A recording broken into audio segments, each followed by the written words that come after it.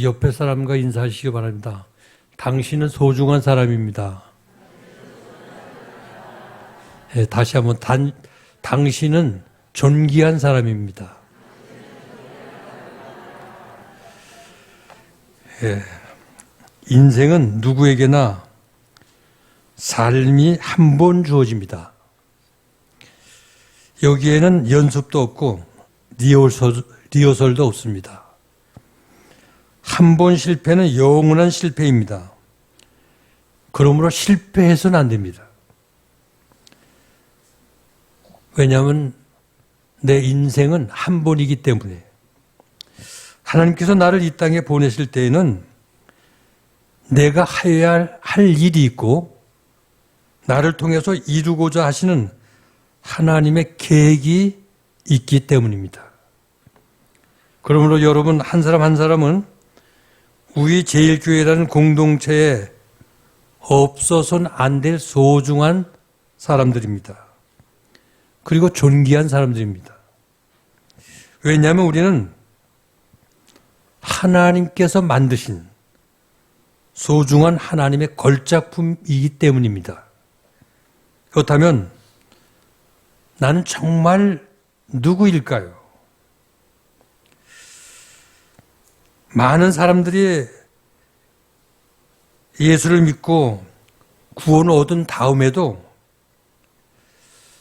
영적 열등감에서 시달려 사는 사람들이 있습니다. 나는 이미 죄사함 받고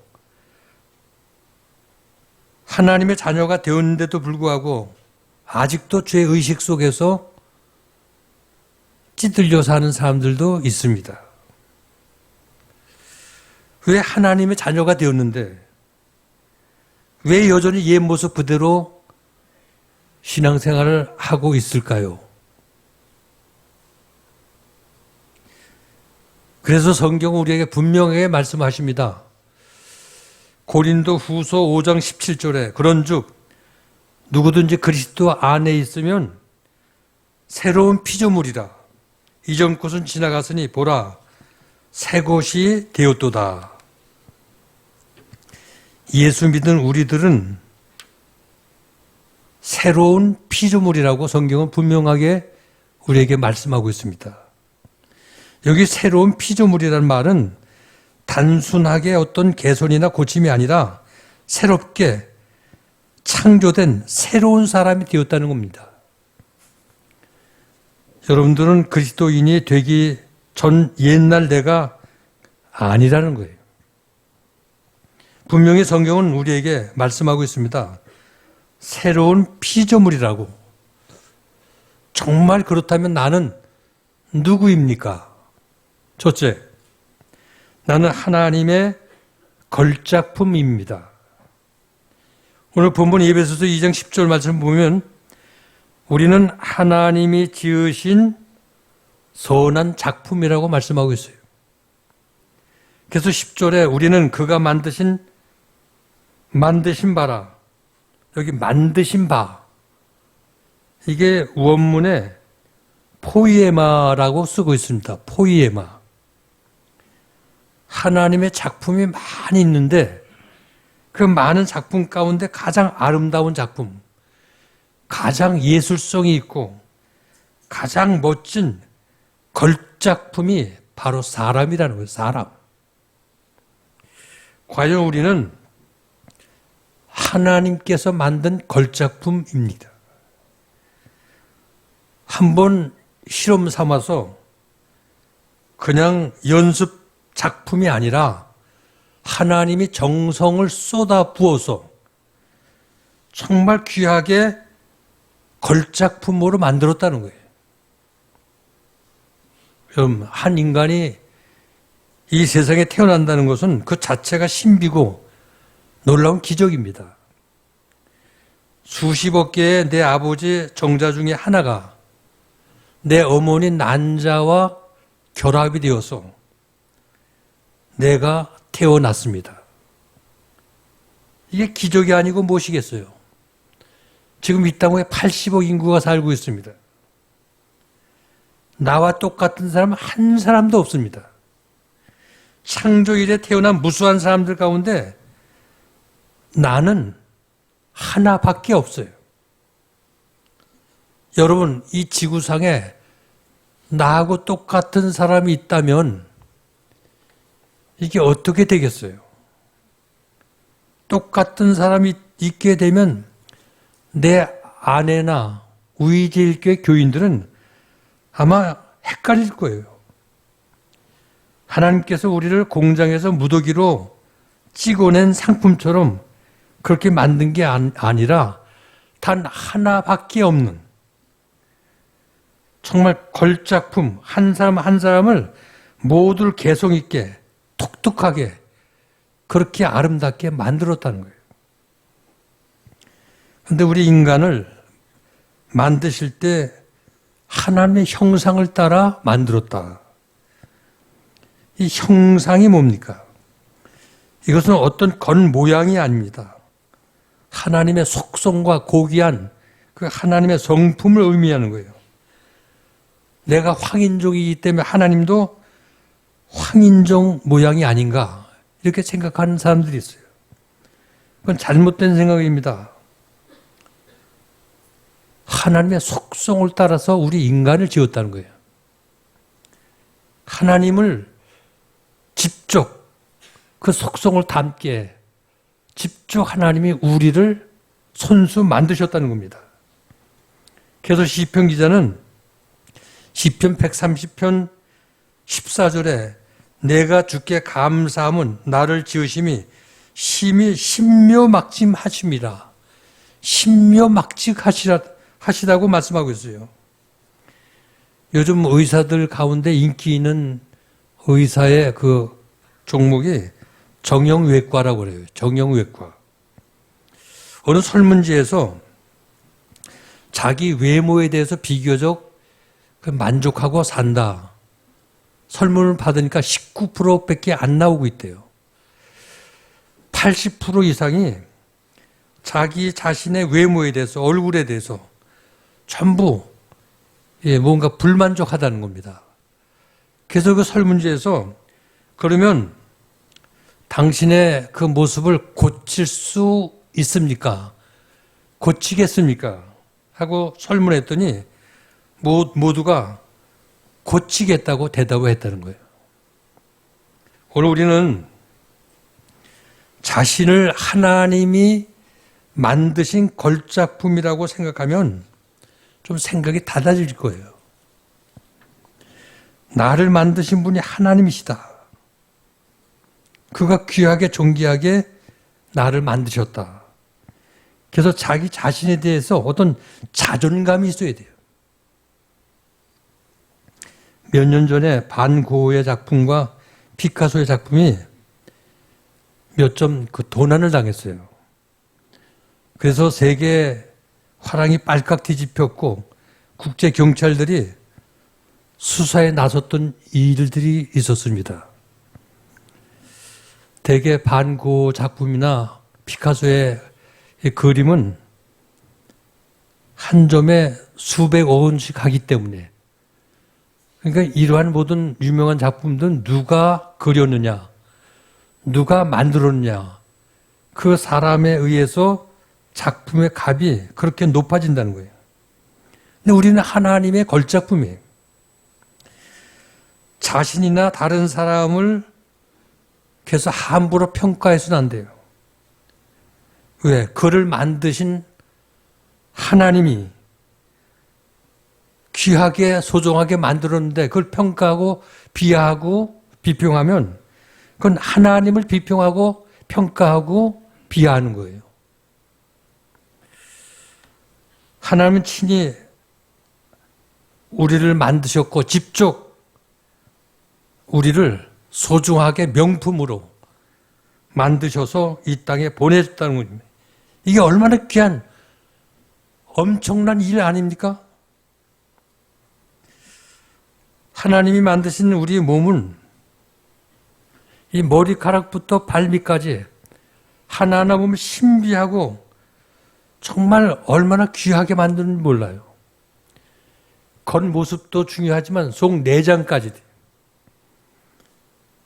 여러분들 전부 이 내장에 돌아가는 모든 자동 시스템 같은 게 이게 얼마나 신속하고 얼마나 세밀하게 우리 몸이 움직이고 있는지 몰라요. 인체 구조를 보면 심장이 박동을 하는데 피를 펌프질 하는 거예요. 근데 보통 1분에 4리터를 펌프질을 한다는 거예요. 그러면 1시간 되면 30통을 펌프질 하는 거예요. 하루 24시간은 720통을 잠도 안 자고 계속 펌프질 하는 거예요. 우리의 코가 냄새를 맡는데 얼마나 섬세한지 1만 가지 이상의 모든 냄새를 구별할 수 있도록 이렇게 세밀하게 만드셨다는 거예요. 그러니까 의사가 아니더라도 우리 인체를 깊이 들여다보면 너무 신비한 게 많아요. 얼굴 하나하나 뜯어보면요. 필요치 아니한 게 하나도 없어요. 이 눈두덩이가 좀 튀어나오면서 눈썹이 옆으로 이렇게 났잖아요. 근데 이것도 다 의미가 있는 것 같아요. 땀이 막 흐른다든가 비가 온다든가 하면 이 물이 다 옆으로 비스듬하게 다 이렇게 비켜가잖아요. 근데 어떤 여자는 눈썹을 다 밀어버려요. 그런 사람은 비가 온다든가 땀이 너무 흐르면 이게 눈으로 들어갈 수 있잖아요. 그리고 이 눈이 얼마나 이게 정결하고 깨끗하게 유지된지 몰라요. 우리가 눈 깜빡깜빡하면 그 깜빡깜빡하는 사이에 기름이 다 쳐져가지고 아주 깨끗하고 정결하게 청소가 되는 거예요.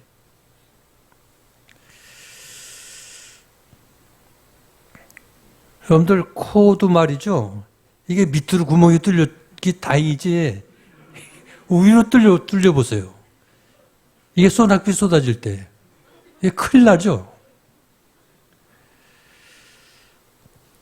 여러분 귀가 얼마나 기막히게 우리를 만드셨는지 동물들은 다 네 발로 기어다녀요. 엎드려서 서지를 못해요. 근데 사람은 마음대로 쓰고 걷기도 하고 뛰기도 하고 그래도 쓰러지지 않고 껐떡 없어요. 왜? 귀 안에 달팽이관이 균형을 잡아주기 때문에. 그래서 얼마든지 직립하며 살 수가 있어요. 그리고 이 귀는 적당한 파장에서만 소리가 들려요. 지금 지구가 돌아가는 소리가 엄청나게 큰데 이건 사이클이 너무 크기 때문에 들려지질 않는 거예요. 만약에 지구가 돌아가는 소리를 듣는다면 고막이 터지고 말아요. 너무 적은 소리도 들을 수가 없어요. 그러니까 이 데시벨이 적당한 선에서 듣게끔 하나님께서 귀를 창조했어요.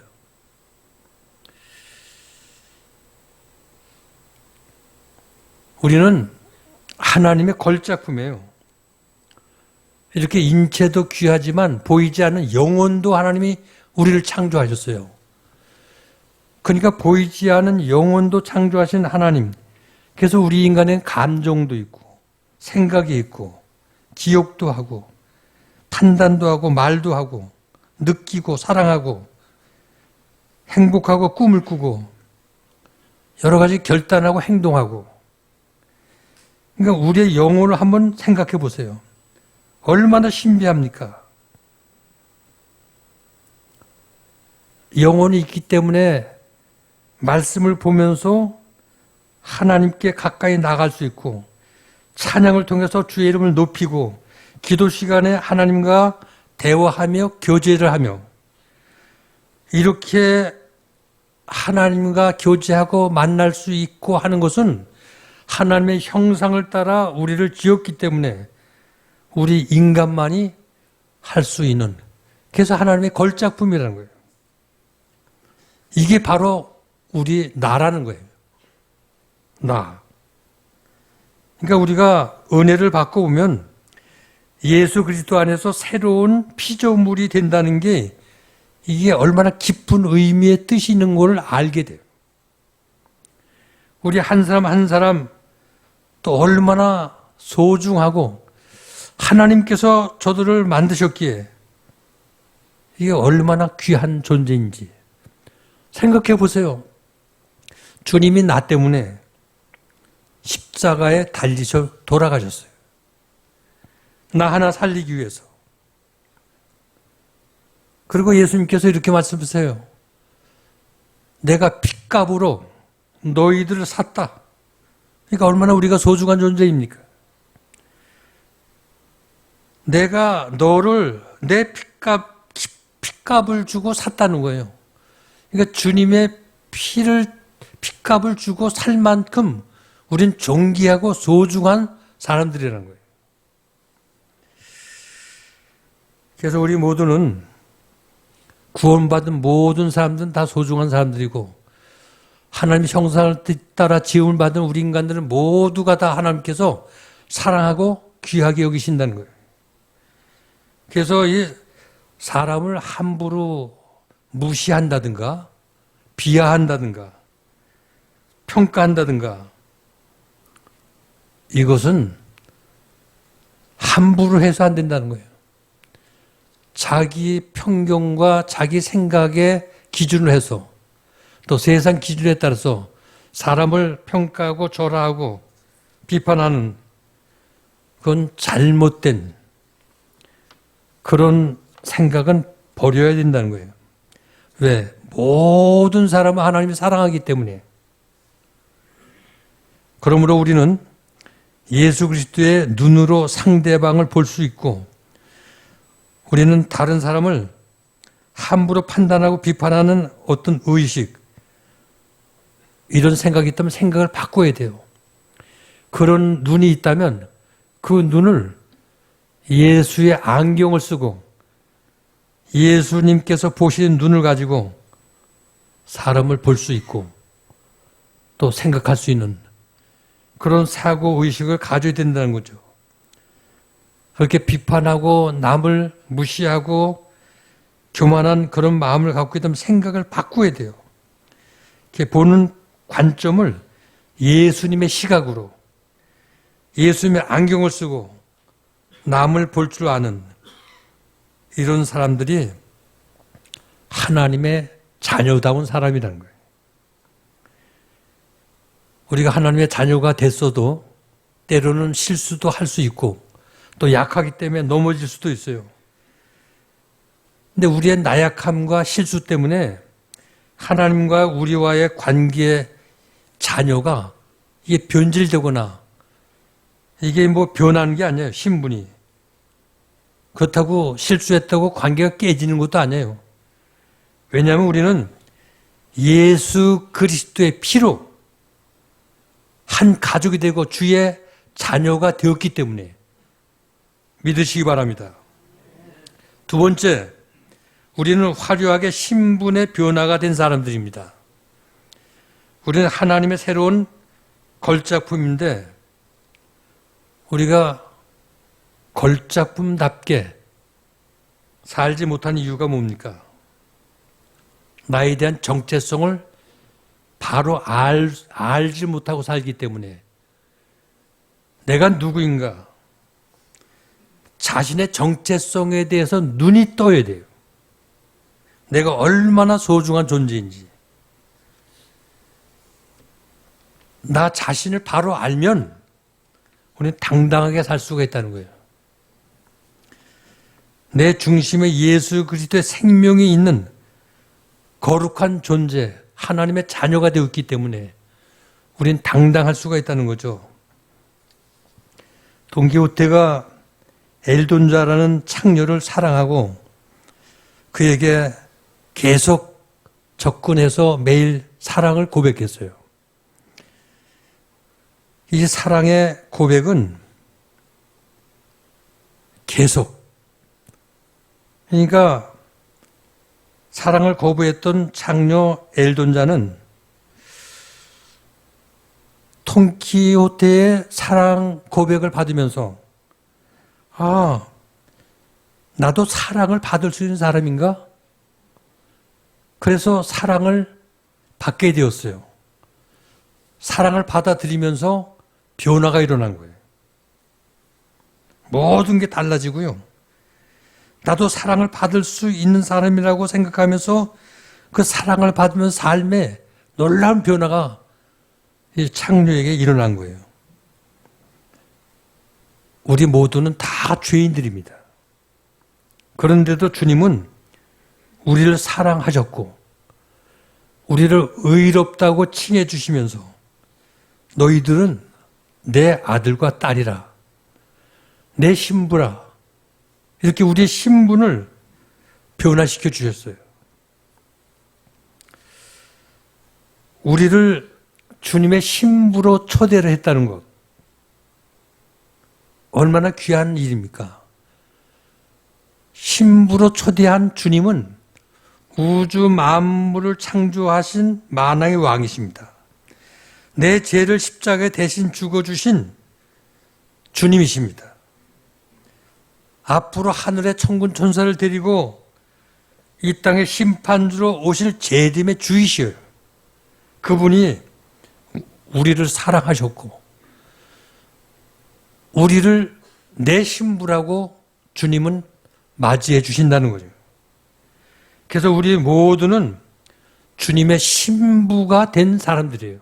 할렐루야. 이제는 우리의 정체성과 신분을 우리는 바르게 알아야 되겠어요. 내가 얼마나 어마어마한 존재인지, 내가 얼마나 소중하고 귀한 존재인지, 이 신분에 대해서 좀 깊이 생각해 볼 수 있어야 돼요. 징그러운 애벌레가 허물을 벗고 예쁜 나비가 되었을 때 그 나비를 보고 징그럽다고 이렇게 생각하는 사람은 아무도 없어요. 애벌레일 때는 다 사람들이 징그럽다고 곁에 오는 것을 싫어하고 또 거부했지만 허물을 벗고 나비가 되어 신분이 변화되었을 때 전부 다 예쁘다고, 좋다고. 오늘 우리는 영적으로 탄생되어서 변화가 된 하나님의 자녀들이에요. 주님의 신부예요. 그래서 주님과 신령한 관계 속에서 오늘 우리는 나 자신이 어떤 존재인가를 바르게 알 수 있기를 주의 이름으로 축원합니다. 세 번째, 그럼 우리는 누구입니까? 우리는 새로 피조된 변화된 신분입니다. 그 변화된 신분의 이름을 성경에선 하나님의 아들, 딸이라고 말씀하고 있어요. 로마서 8장 15절에 너희는 다시 무수하는 종의 영을 받지 아니하였고 양자의 영을 받았으므로 아바 아버지라 부르짖느니라. 우리는 하나님의 자녀이고 하나님의 후사로서 하나님의 영원한 기업을 이어받을 하나님의 아들과 딸이라는 거예요. 사실 내가 하나님의 자녀가 되기에는 너무 부족하고 허물이 많고 또 가히 내가 하나님의 자녀가 될 수 있을까 이렇게 생각할 수도 있어요. 근데 우리 주님께서 너는 내 아들과 딸이라는 거예요. 내 신부라는 거예요. 분명히 성경은 우리들에게 하나님의 아들과 딸이라고 우리의 신분을 분명하게 말씀하고 있어요. 그렇게 주님이 말씀한 한 어느 누구도 그걸 깨트릴 수도 없고 또 변경시킬 수도 없다는 거예요. 하나님이 우리를 내 자녀라고 인을 치시고 그렇게 약속했기 때문에 오늘 여러분들 하나님의 아들과 딸이 된 것을 믿으시기 바랍니다. 그리고 우리의 신분을 성경에선 의인이라고 얘기를 해요. 의인. 근데 내가 의인이 된 것은 내가 뭐 깨끗하고 죄를 안 짓고 허물이 없어서 의인이 아니라 하나님이 십자가에 달린 예수를 통해서 우리를 의롭게 보아주신다는 거예요. 의롭게 보아주신다. 칭의. 그러니까 의롭게 보아주시는 칭의는 하나님의 선물이에요. 우리가 깨끗하고 거룩해서 의인이 된 것이 아니라 의롭게 보아주신다는 거죠. 여러분들, 어떻게 해서 우리가 한국 사람이 되었습니까? 어떤 사람은 김치를 많이 먹으면 한국 사람이 된다고 그래서 김치를 많이 먹었습니다. 하루에 3그릇씩. 한국 사람이 될 수 있을까요? 한국 사람은 된장을 잘 먹는다고, 좋아한다고, 그래서 된장을 아침, 점심, 저녁 10년 동안을 계속 먹었어요. 한국 사람이 될 수 있을까요? 어떤 사람은 한국말을 잘 하면 한국 사람이 된다고 그랬는데, 아니, 외국인들도 저보다 한국말을 더 잘하는 사람들이 많이 있어요. 한국 사람 될 수 없어요. 그럼 나는 어떻게 한국 사람이 될 수 있었을까요? 한국 땅에서 한국의 부모님 밑에서 그 피를 이어받고 이 땅에 태어났기 때문에 한국 국적이 그냥 나왔고 이 국적을 통해서 내가 한국 사람이 된 거죠. 여러분들, 의로운 행동을 해서 의인이 되는 것이 아니에요. 의로우신 예수 그리스도의 십자가의 고귀한 피를 통해서 우리가 구속받고 의롭게 보아주시고 의인이 된 거죠. 그래서 우리가 십자가의 피를 통해서 주님의 자녀가 되고 구원을 받고 주님의 가족이 되고 의인이 된 것을 믿으시기 바랍니다. 고린도전서 3장 16절 말씀 속에 너희가 하나님의 성전인 것과 하나님의 성령이 너희 안에 계신 것을 너희는 알지 못하느냐. 여러분들, 뜨거운 물에 녹차 팩을 담그면 그건 맹물이 아니라 녹차물이 되는 거예요. 녹차가 되는 거죠. 우리 안에 의로운 예수 그리스도를 영접해서 내 안에 그리스도의 영이 계시면 우리는 의로운 사람이 되고 주님의 자녀가 되는 거예요. 왜냐하면 거룩하신 예수님이 내 안에 계시기 때문에. 그래서 우리는 그리스도인이 되고 의로운 사람이 되는 걸 믿으시기 바랍니다. 의롭다고 인정을 해 주시는 거예요. 오늘 우리제일교회에 있는 모든 성도님들, 성령님께서는 오늘도 말씀하십니다. 여러분들은 하나님의 소중한 아들, 딸이다. 여러분들은 주님의 신부들이다. 믿으시기 바랍니다. 성경을 보면 바리새인이 나와요. 이 바리새인들은 신앙생활을 얼마나 철저히 했는지 우린 따라가기도 힘들어요. 이들은 11조를 드리면 11조를 정확하게 속이지 않고 철저하게 드려요. 근데 11조만 드리는 게 아니고 거기 11조를 더 드려요. 이게 12조를 드리는 거죠. 거기 12조에서 구제금도 선교 헌금도 띄워서 여러 가지로, 그리고 일주일에 한 번씩 금식을 해요. 그리고 하나님 앞에 금식 기도를 해요. 그런데 예수님이 이들을 보고 뭐라고 말씀하는지 아세요? 마태복음 5장 20절 보면 너의 의가 바리새인보다 더 낫지 못하면 결코 천국에 들어갈 수 없다고 선언을 하셔요. 우리 신앙생활이 사실 바리새인들보다 못하거든요. 그러면 우리 모든 다 천국에 들어갈 수가 없다는 주님의 선언 아닙니까?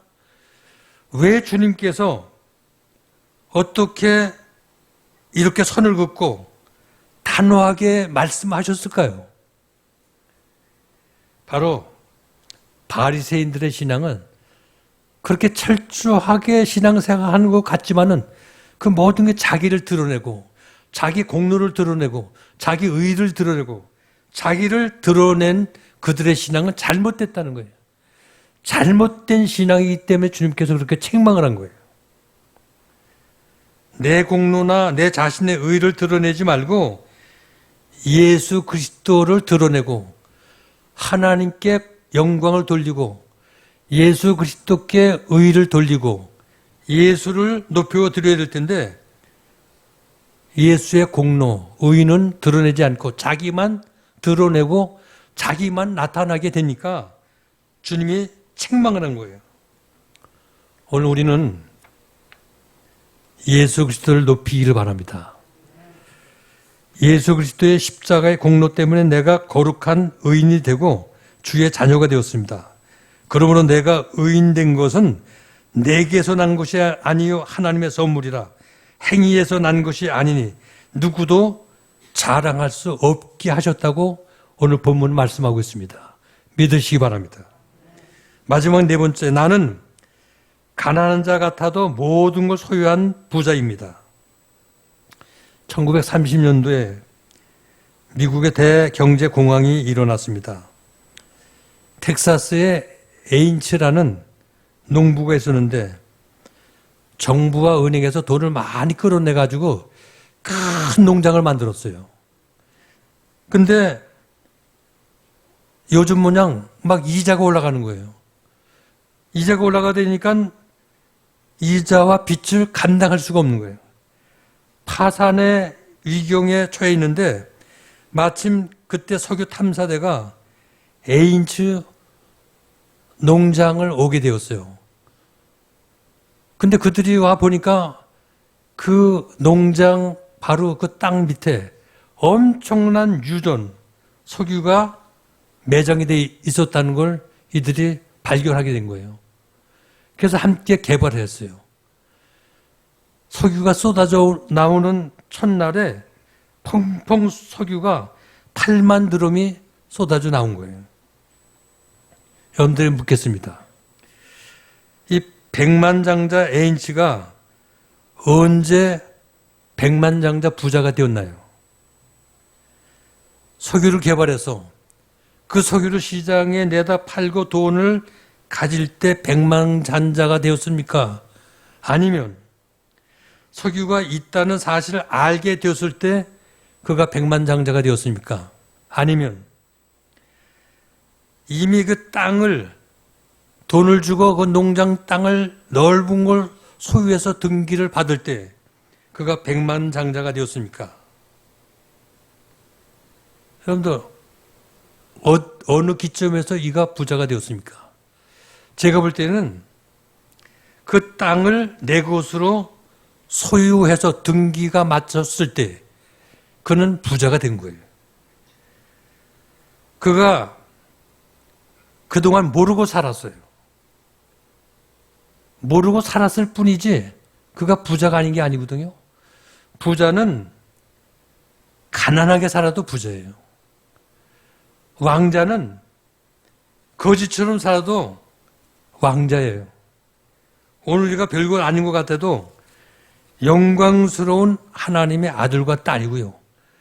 예수 그리스도의 신부들이에요.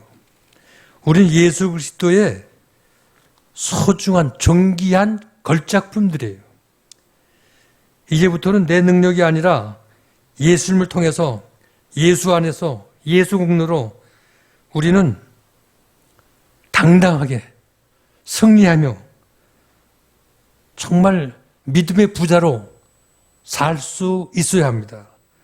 사랑하는 우리 제일교회 성도 여러분, 오늘 우리는 영광스러운 하나님의 작품들입니다. 그리고 나는 하나님의 거룩한 가족이 된 사람들입니다. 하나님의 아들과 딸로 하늘의 기업뿐만 아니라 모든 부여로움과 풍성함이 내 것이 되었습니다. 그러면 나는 가난한 자 같지만은 부자입니다. 나는 죄인 같지만은 의인입니다. 나는 하늘의 기업을 이을 하늘의 후사입니다. 그러므로 하나님의 아들과 딸과 같이 당당하게 믿음을 가지고 힘차게 어떤 환경과 어려움 속에도 승리하며 사는 우리 예수의 성도들이 다 되시길 주님의 이름으로 축원을 드립니다.